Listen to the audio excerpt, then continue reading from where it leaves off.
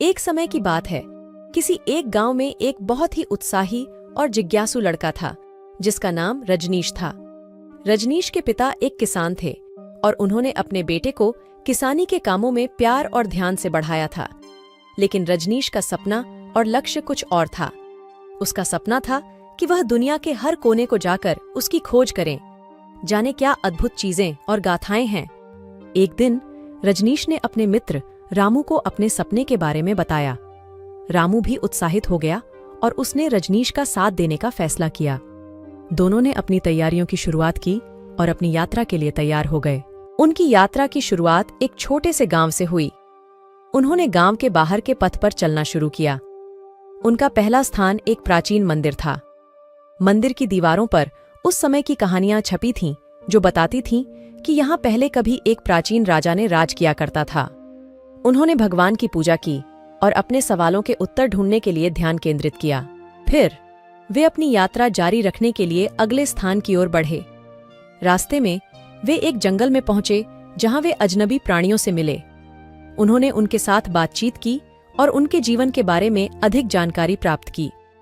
यात्रा के दौरान रामू ने बारिश के बारे में बहुत सोचा। उसने रजनीश को पूछा, रजनीश, क्या तुम्हें पता है कि बारिश कैसे होती है? रजनीश ने हंसते हुए उत्तर दिया, नहीं रामू, मुझे इसके बारे में कुछ ज्यादा नहीं पता। हमें इसके बारे में अधिक जानकारी प्राप्त करनी चाहिए।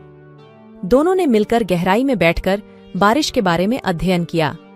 उन्होंने पता लगाया कि बारिश वाष्पों के निकट ठंडी हवा में संकलित होती है और फिर जमीन पर बरसती है। यह उनकी यात्रा का एक छोटा सा उदाहरण था। वे हर स्थान पर अध्ययन करते रहे और नए ज्ञान को संग्रहित किया। फिर एक दिन उन्होंने एक गहरे गुफा का खोजा। गुफा अत्यधिक अंधेरे में था और लगभग कोई भी उसके बारे में नहीं जानता था। लेकिन रजनीश और रामू के लिए यह एक और अद्भुत खोज का स्थान था। वे धीरे धीरे गुफा के अंदर चले गए। गुफा में वे अजीब मानव जैसे प्राणियों की झलक देखे। वे थे एक जादूगर जो गुफा में निवास कर रहे थे। जादूगर ने उन्हें देखा और उनसे पूछा, तुम यहाँ कैसे आए हो? क्या तुम्हें पता है कि यहाँ कोई अजीब शक्तियां हैं जो किसी को भी दुखी कर सकती हैं? रजनीश और रामू थोड़े डरे हुए थे, लेकिन उन्होंने अपने साहस और जिज्ञासा को जिताया और जादूगर के पास चले गए। उन्होंने उससे बातचीत की और उससे कहा, हम एक खोज में हैं और हमें ज्ञान की तलाश है। क्या आप हमें इस खोज में मदद कर सकते हैं? जादूगर ने मुस्कुराते हुए कहा, तुम्हारी यह जिज्ञासा अच्छी है। मैं तुम्हें इस खोज में मदद कर सकता हूँ, लेकिन उसके लिए तुम्हें मेरे साथ कुछ करना होगा।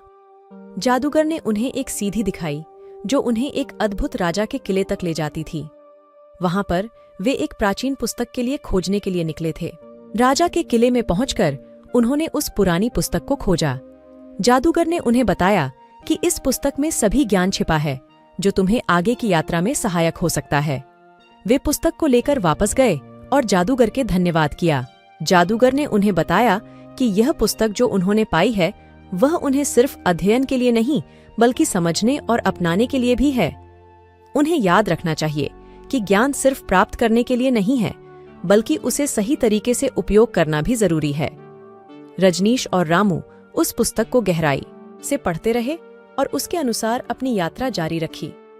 उन्होंने अपनी यात्रा के दौरान अनेक और चमत्कारिक अनुभव किए।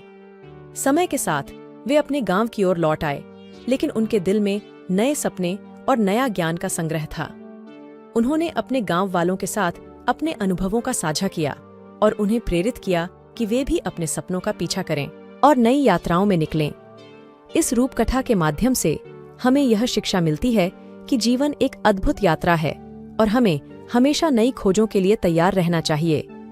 ज्ञान की खोज में हमें अद्भुत अनुभव मिलते हैं और हमें अपने सपनों को पूरा करने का साहस मिलता है। इसी तरह से हमें हमेशा जिज्ञासु और उत्साही रहना चाहिए, जिससे हमें नई यात्राओं का अनुभव मिले और हम अपने जीवन को सार्थक बना सकें। ऐसे ही इंटरेस्टिंग वीडियो देखने के लिए स्टोरी 2.0 चैनल को सब्सक्राइब और लाइक कीजिए। साथ में बेल आइकॉन को प्रेस कीजिए। धन्यवाद।